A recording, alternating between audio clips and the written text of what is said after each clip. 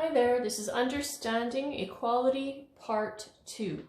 The first time we looked at equality, we used a ruler as a balance with some blocks, and we also used a 10 frame. This time we're going to be using our blocks in another way to explore equality. If you have not looked at the video for Understanding Equality Part 1, you might want to stop and watch that video first. Let's get started. All right, let's look at this one other way. I have a group of blue blocks and I have a group of yellow blocks. And I want to know if I have the same amount of each color block. Are they equal? Are my blue blocks equal to my yellow blocks? I can count to check to find out.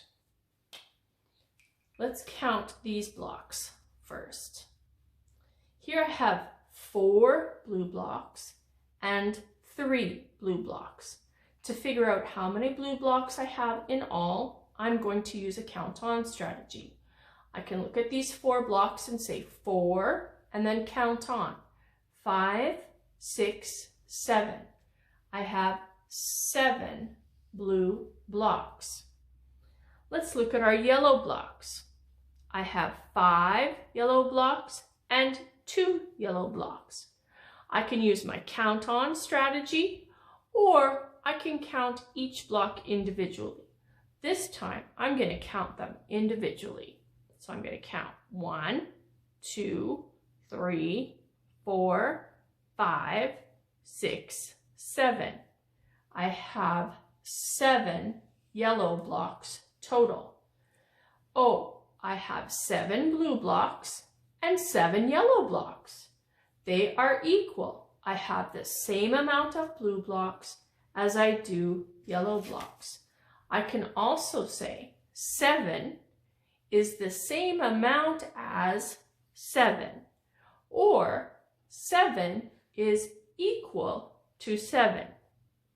Let's look at this one more way.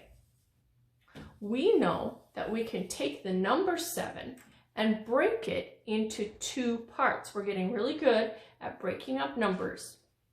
So I can look at this group of blue blocks and say that I have 4 blue blocks and I have 3 blue blocks. I have not touched the blocks.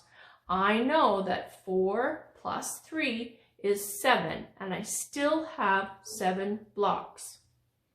Over here, I have 5 yellow blocks and 2 yellow blocks. I know that 5 plus 2 equals 7. I still have 7 blocks. So I can say 4 plus 3 is equal to 5 plus 2.